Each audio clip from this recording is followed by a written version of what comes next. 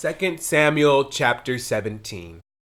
Moreover, Ahithophel said to Absalom, Let me choose 12,000 men, and I will arise and pursue David tonight. I will come upon him while he is weary and weak, and make him afraid. And all the people who are with him will flee, and I will strike only the king. Then I will bring back all the people to you. When all return except the man whom you seek, all the people will be at peace. And the saying pleased Absalom and all the elders of Israel. Then Absalom said, Now call Hushai the Archite also, and let us hear what he says too. And when Hushai came to Absalom, Absalom spoke to him, saying, Ahithophel has spoken in this manner. Shall we do as he says? If not, speak up. So Hushai said to Absalom, The advice that Ahithophel has given is not good at this time. For, said Hushai, you know your father and his men, that they are mighty men, and they are enraged in their minds, like a bear robbed of her cubs in the field. And your father is a man of war, and will not camp with the people. Surely by now he is hidden in some pit, or in some other place. And it will be, when some of them are overthrown at first, that whoever hears it will say, There is a slaughter among the people who follow Absalom. And even he who is valiant, whose heart is like the heart of a lion, will melt completely. For all Israel knows that your father is a mighty man, and those who are with him are valiant men. Therefore I advise that all Israel be fully gathered to you, from Dan to Beersheba, like the sand that is by the sea for multitude, and that you go to battle in person. So we will come upon him in some place where he may be found, and we will fall on him as the dew falls on the ground. And of him and all the men who are with him there shall not be left so much as one. Moreover, if he has withdrawn into a city, then all Israel shall bring ropes to that city, and we will put it into the river until there is not one small stone found there. So Absalom and all the men of Israel said, The advice of Hushai the Archite is better than the advice of Ahithophel. For the Lord had proposed to defeat the good advice of Ahithophel, to the intent that the Lord might bring disaster on Absalom. Then Hushai said to Zadok and Abiathar the priests, Thus and so Ahithophel advised Absalom and the elders of Israel, and thus and so I have advised. Now therefore send quickly and tell David, saying, Do not spend this night in the plains of the wilderness, but speedily cross over, lest the king and all the people who are with him be swallowed up. Now Jonathan and Ahimaaz stayed at En-Rogel, for they dared not be seen coming into the city. So a female servant would come and tell them, and they would go and tell King David. Nevertheless, a lad saw them, and told Absalom. But both of them went away quickly, and came to a man's house in Bahuriim, who had a well in his court, and they went down into it. Then the woman took and spread a covering over the well's mouth, and spread ground grain on it, and the thing was not known. And when Absalom's servants came to the woman at the house, they said, Where are Ahimaaz and Jonathan? So the woman said to them, They have gone over the water brook. And when they had searched and could not find them, they returned to Jerusalem.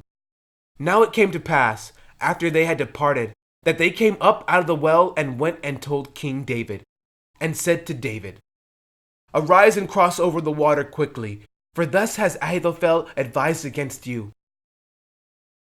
So David and all the people who were with him arose and crossed over the Jordan. By morning light, not one of them was left who had not gone over the Jordan. Now when Ahithophel saw that his advice was not followed, he saddled a donkey and arose and went home to his house, to his city. Then he put his household in order and hanged himself and died, and he was buried in his father's tomb. Then David went to Mahanaim, and Absalom crossed over the Jordan, he and all the men of Israel with him. And Absalom made Amasa captain of the army instead of Joab. This Amasa was the son of a man whose name was Yitra, an Israelite, who had gone into Abigail, the daughter of Nahash, sister of Zeruiah, Joab's mother. So Israel and Absalom encamped in the land of Gilead. Now it happened, when David had come to Mahanaim, that Shobi, the son of Nahash, from Rabbah of the people of Ammon, Machir, the son of Amiel, from Lo Debar, and Barzillai, the Gileadite, from Rogelim, brought beds and basins, earthen vessels and wheat, barley and flour, parched grain and beans, lentils and parched seeds, honey and curds, sheep and cheese of the herd, for David and the people who were with him to eat. For they said, "The people are hungry and weary and thirsty in the wilderness." 2 Samuel chapter 18. And David numbered the people who were with him, and set captains of thousands and captains of hundreds over them. Then David sent out 1/3 of the people under the hand of Joab, 1/3 under the hand of Abishai, the son of Zeruiah, Joab's brother, and 1/3 under the hand of Ittai the Gittite. And the king said to the people, "I will also surely go out with you myself." But the people answered, "You shall not go out, for if we flee away, they will not care about us. Nor if half of us die, will they care about us. But you are worth 10,000 of us now, for you are now more help to us in the city." Then the king said to them, "Whatever seems best to you, I will do."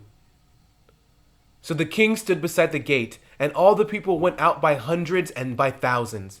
Now the king had commanded Joab, Abishai, and Ittai, saying, "Deal gently for my sake with the young man Absalom."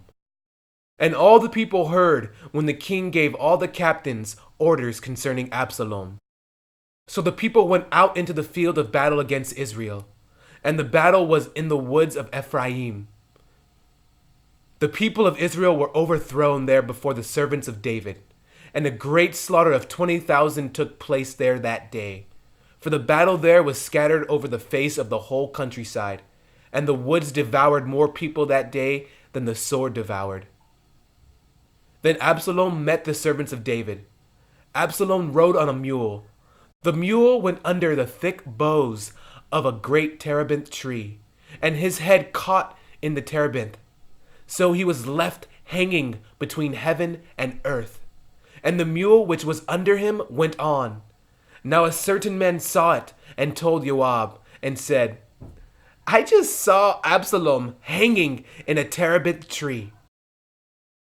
So Joab said to the man who told him, "You just saw him? And why did you not strike him there to the ground? I would have given you 10 shekels of silver and a belt."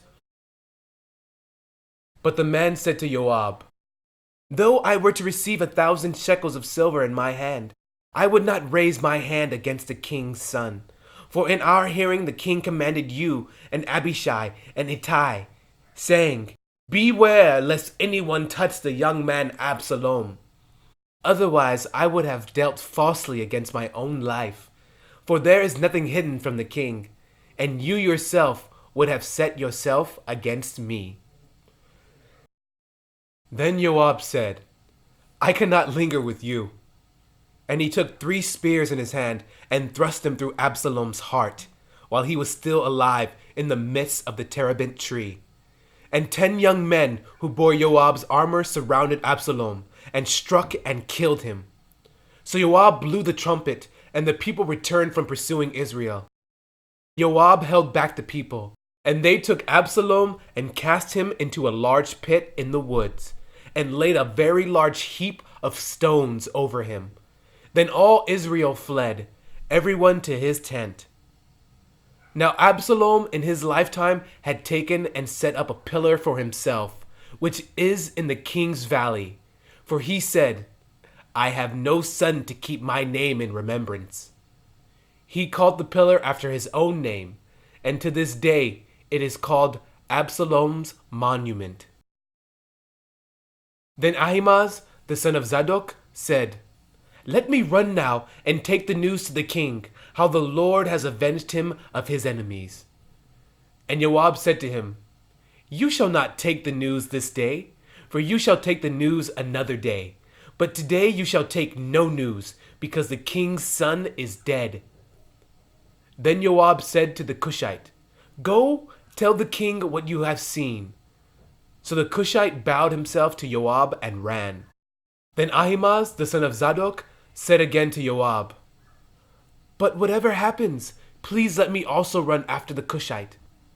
So Joab said, Why will you run, my son, since you have no news ready? But whatever happens, he said, let me run. So he said to him, Run. Then Ahimaaz ran by way of the plain and outran the Cushite. Now David was sitting between the two gates. And the watchman went up to the roof over the gate, to the wall, lifted his eyes and looked, and there was a man running alone. Then the watchman cried out and told the king. And the king said, If he is alone, there is news in his mouth. And he came rapidly and drew near. Then the watchman saw another man running, and the watchman called to the gatekeeper and said, There is another man running alone. And the king said, He also brings news. So the watchman said, I think the running of the first is like the running of Ahimaaz, the son of Zadok. And the king said, He is a good man, and comes with good news. So Ahimaaz called out and said to the king, All is well. Then he bowed down with his face to the earth before the king, and said, Blessed be the Lord your God, who has delivered up the men who raised their hand against my lord the king. The king said, Is the young man Absalom safe? Ahimaaz answered, When Joab sent the king's servant and me your servant, I saw a great tumult, but I did not know what it was about. And the king said, Turn aside and stand here. So he turned aside and stood still. Just then the Cushite came, and the Cushite said, There is good news, my lord the king, for the Lord has avenged you this day of all those who rose against you. And the king said to the Cushite, Is the young man Absalom safe? So the Cushite answered, May the enemies of my lord the king, and all who rise against you to do harm, be like that young man. Then the king was deeply moved, and went up to the chamber over the gate, and wept. And as he went, he said thus, O my son Absalom, my son Absalom, if only I had died in your place. O Absalom, my son, my son!